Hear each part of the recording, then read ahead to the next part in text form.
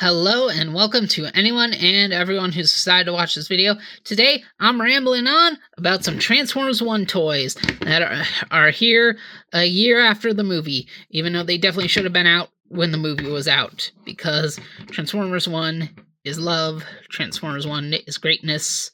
It's the best thing Transformers has done fictionally in a decade, and we need more Transformers 1 in our Transformers lives. So here we are with the newest Studio Series figures based on the movie of Elita 1 and Starscream. I'm just going to ramble on about both these guys. And one of them I'm liking the vehicle mode kind of on the robot, and the other is the other way around. So we'll start with Elita 1, whose vehicle mode I'm kind of about. Her accessories, she has the blaster, which is just tabbed into the roof, and she's got one of the jetpacks, which is an interesting thing to include, because she never used this in her cogged mode, but it just plugs into this tab on the back, and you can put that to the side. I actually do really like this accessory, but we'll get to why later on. Her vehicle mode, I'm not too into it. It's okay. It's a lot fatter than it should be. It was a lot slimmer than this in the movie, and also, maybe I transformed something wrong, but you can see she's not really rolling. She's kind of resting on her robot head. Her feet stick it down pretty low as well, and the instructions tell you to put her together like this, and I can't really find a way to get them in looser. If I push the feet in more, the front wheel comes down too much, and there's really nothing to do with the head, so I hope I didn't transform it. I hope it's transformed wrong, and I can get it to fit together better so she can actually properly roll around on her wheels. I mean, she's kind of scraping them a little bit because I'm putting some pressure on, but she doesn't roll too much. Like, I'm not too happy with how this cyber bike came out, honestly. It's a big shell of a thing, and it's a lot fatter than it is in the film. Yeah, it's okay. Honestly, this extra width makes it almost feel more like the Elita 1 car from the G1 cartoon, so that's kind of neat. I feel the back is a bit of a mess just to have this peg here for the jetpack. I'm not too into this vehicle mode, which is annoying because I thought it was a cool looking cyber bike in the movie and stuff, but as an actual transforming toy, I'm not into it too much. A vehicle I am liking is Starscream, though.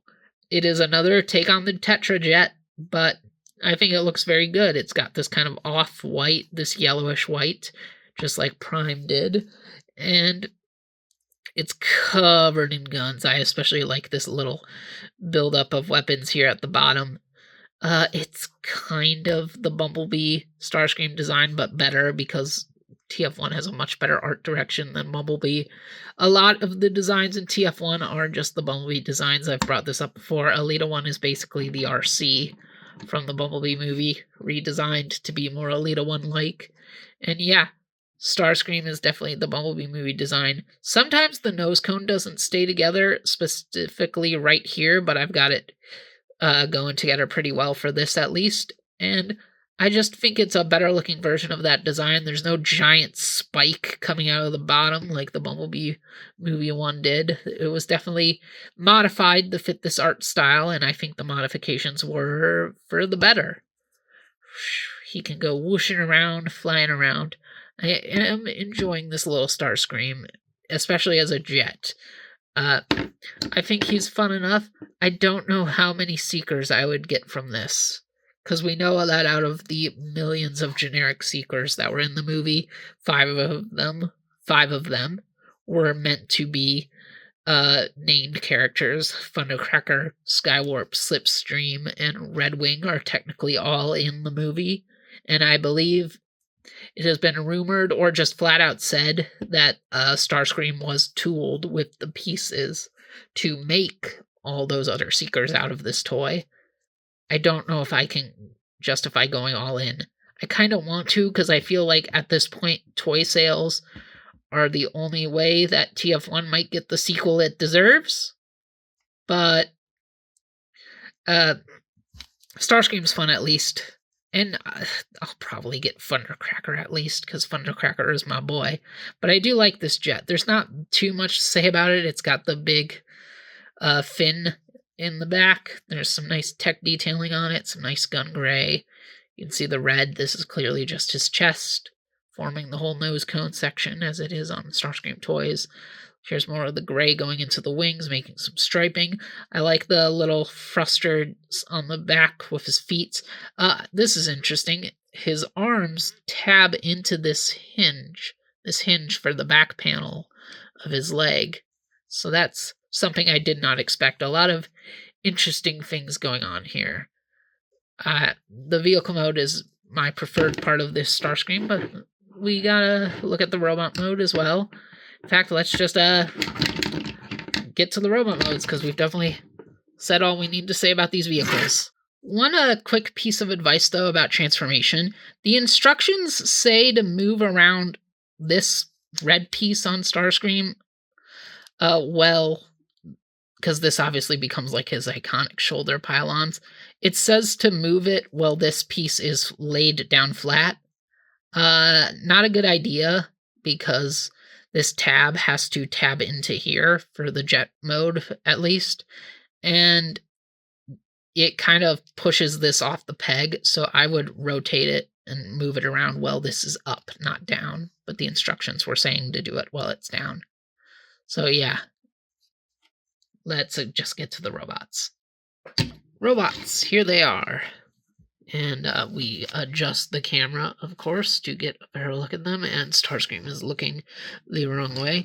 And in fact, we will start with Starscream, since he is the lesser of the two robots. Overall, he's pretty gangly.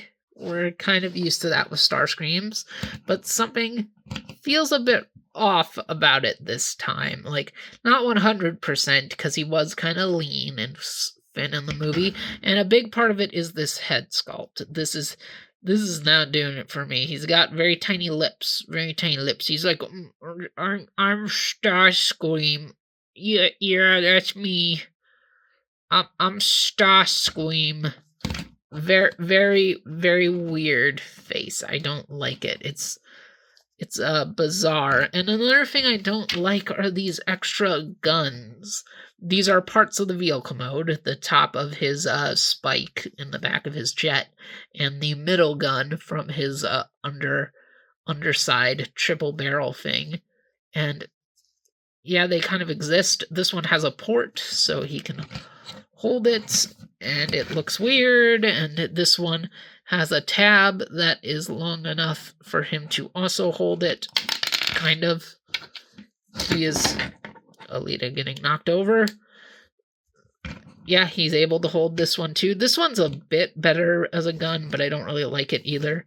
And you can take the two of these and combine them together as well by doing this. So he can go from having two weird-looking vehicle part guns to one weird-looking vehicle part gun. And yeah, he's okay. He's not perfect. It's something about the overall proportions is a bit odd to me, but it is mostly the whole head area, because even the neck feels a little weird, and his guns that annoy me. And of course, he has his little null rays too. They're adjustable. They're separate pieces. So he can hold these as well as handguns if you'd want him to. You can adjust the wings if you want, but they're really just meant to be in... Actually, no, there really is nowhere for them to tab, except for there is a tab in here to go into that hole. So you could adjust them back like this or forward, but they're supposed to be folded up in this kind of butterfly style. Like, he's okay. He's an impressive jet, but he's not that amazing of a robot. Standard Transformers articulation. No knee joints, though, probably because his feet are two separate pieces, if we pull this out of the way. because this goes up and this also goes up. So again, there's probably just too much engineering in there. I guess they probably could have put an ankle tilt in there. I don't need ankle tilts on my Transformers, but I do like them. I care more about those than waist rotation, which he also does not have. But yeah, something about him feels off to me in his robot mode, though. His vehicle mode was awesome. His robot mode is just kind of eh. And we will quickly bring in Megatron for a little side-by-side of the two. Just to see what they look like together. The two Decepticons of the Studio Series Transformers 1 line. Megatron is taller. Some people feel Starscream is too small. Maybe compared to some of the Autobot guys, everybody was basically the same size in TF1 anyway. There was a little bit of size discrepancy, but I get why they're making so many characters deluxes, because the scale was not as different in TF1 as it is in all the other continuities. So I get the size, and I'm kind of glad. So Starscream, he's all right. That's a big reason why I can't see myself getting all the Seekers, just because I don't think I want to own this mold like 100 times. Or even just 5 to get the 5 name ones. I'll probably get Thundercracker because he's my boy. But that'll probably be it. I don't know if I'd get any of the other ones this time, sadly. Because this figure's, he's not doing it to me. He's not doing it. I do like the exposure of his blue. I mean, you could obviously see it in vehicle mode, but it was all underneath the jet. So this is kind of a version of one of my favorite unintentional gimmicks of Transformers, of having a hidden color. And kind of, because you could still see all the blue parts in his vehicle mode, but they were tucked away a little bit. So that's kind of fun, but overall he's kind of an figure to me. Now, Elita, I wasn't too happy with her vehicle mode. I liked it, but it was mostly, my big problem really was just that I couldn't get it to stand. I would have been able to look past the puffiness if I could get it rolling properly. Her robot mode is actually pretty cool. She's very, very thin, very lanky, as she was in the movie. There's a bit of weirdness going on with her chest, because she's got to fit all this robot into it. Bit of a big backpack. Her back wheels do fold up into her chest, which is interesting. I do like that. And overall, she's pretty good. She's got some kibble here on her arms, but I still like this figure a lot. I think she is definitely the more fun of the two. I do have a hard time sometimes getting her robot chest in, and her neck doesn't seem to tab in to anything, so you can have her leaning forward a lot, because there's just, it's going to happen when you're messing around with her head, and there's like some extra detailing in the thigh to prevent hollowness, so that's pretty cool. She's got her very, very wide range of knees. She's got ball joints at the ankles. The wheel kind of gets in the way, so not that much of a proper tilt. I do feel like this joint here for her feet should be able to go in more, but it does not. And yeah, she's got actually not too much softer plastic for her knee guard things. But yeah, she's decent. She's another figure.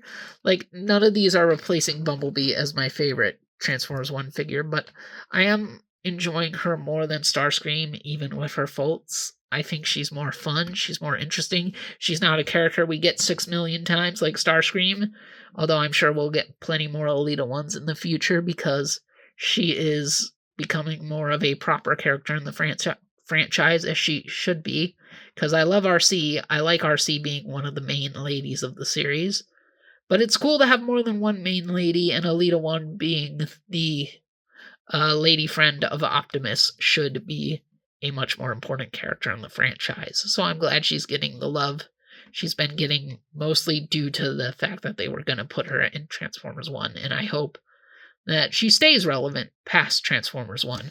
And also, I'm just noticing the way they painted her eyes, they are so bright. Like, they stand out. That's really cool. I like that. Uh, I still have my big problem of this design of why do they get rid of her horns when she gets cogged compared to when she's uncogged. I mean, she still has those like little pink uh build things there, but she also has those on the bottom of her head.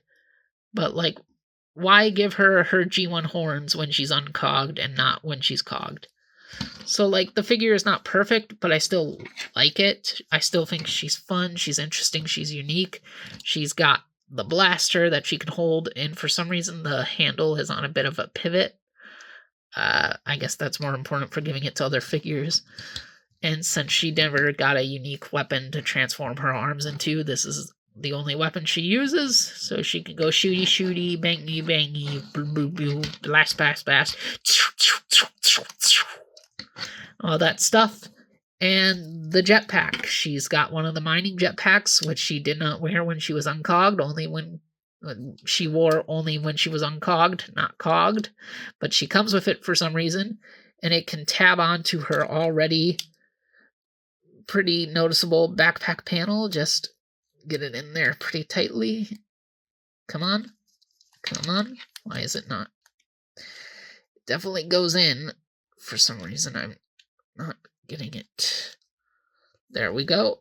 It's in, so she can have that there. It does have an exposed screw in it for some reason, but she can have that, so you can have her flying around. But what I really like about this accessory is the character who does wear it while cogged, Optimus Prime, technically Orion Pax, which I believe we're getting an Orion Pax re-release of this mold, did wear the jetpack for a scene, and it can tab into him as well. Just these outer tabs go into the ones on his roof backpacks, so you can put this on him, so you can have Optimus do some jetpacking, and I really like that. This is basically just another figure coming with a piece to expand Optimus, like how I'm pretty sure the rifle here that came with Bumblebee was made to give to Optimus. But if we bring in Bumblebee, the best TF1 figure still, in my opinion, you can put it on him as well. So, oops, it does fit in here. There we go. So he can also do some jetpacking, and that's pretty sweet. And if we bring in good old Megatron, it can go in him as well with this tab right here.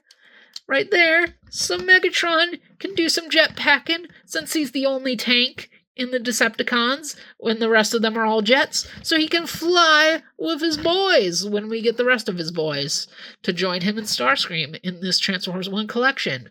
And that is pretty cool. I do feel like it's a weird inclusion to give Elita the jetpack, but the fact that you can interchange it with the 4 main characters of the movie is pretty sweet.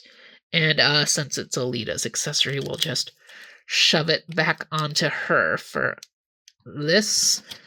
Come on, stay on. Or we can just leave it to the side, whatever. And we will bring Starscream forward so we can have Elita and Starscream and Bee and Megatron over here, and Optimus, and we can zoom out a little bit and adjust the camera so we can get these 5 TF1 Deluxes together, and then we will bring in Sentinel just so we have all 6 of the Studio Series TF1 releases so far together for a little bit of a height comparison. So see, Bumblebee is smaller than everyone. Optimus and Megatron are bigger. Elita and Starscream are in the middle, and Sentinel is a Voyager class, so he's a size all his own, kind of. He's obviously bigger when in his super mode. I'm adjusting him so that he can stand a little bit better. But yeah, Sentinel is the biggest one, even unsuper moded. And yeah, is one of his wings wrong? Yes, it is. So Yeah, Elita and Starscream, good additions to the Transformers 1 collection. They are pretty flawed. I do like Elita more than Starscream, just because uh, maybe I'm transforming Elita wrong, and that's why her wheels aren't sitting on the ground like I would like them to. Maybe I can get Elita to work, and even then, the figure as is, I really like messing around with the robot mode. I think she's a very unique, very different figure. Starscream, we've had Starscreams so many G1 like Starscreams before. We've gotten plenty of Tetrajet Starscreams already. It's a decent figure. We're getting to the Transformers one's characters that I still don't like the designs of now, though. I mean, we're getting Arachnid, which is awesome. We're getting Alpha Trion, which is awesome. But I know that Soundwave and Shockwave have got to be coming next, and those designs, I don't like them. I'm not too into them. They're my least favorite designs in the movie, especially Soundwave. Because at least Shockwave, they came up with a new design. He's one of the ones that isn't just the Bumblebee movie design. But yeah, so now I'm clearly rambling on enough because I'm talking about future toys and not even the two toys I'm supposed to be talking about here. So yeah, I like these figures, but like they're not super impressive. Bumblebee is still my favorite TF1 toy. Uh, I don't want to make a ranking list of all of these, even though there's just 6 of them. But Bumblebee and Sentinel, probably my favorites. I think I am gonna give Elita the free spot. Then Megs, then Prime, then Starscream. But there are things about Starscream I like more than Prime. It's just the sculpting of the robot looks really weird on Starscream. These figures are good. We've yet to get a bad TF1 figure from the Studio Series. And I am going to be interested in keeping the TF1 collection going. I hope the fans can get them to make that TF1 sequel that it deserves. But if not, the movie is still good on its own, and I'll enjoy getting toys from it. So yes, I have definitely rambled on enough here. Thank you all for watching, and see you guys around. Hey y'all, it's your Rad Man Blaster here to let you know that this channel is where you want to go for some cool vids. You dig? And if you do, then you should subscribe so you can know the latest going on. Catch you on the flip side.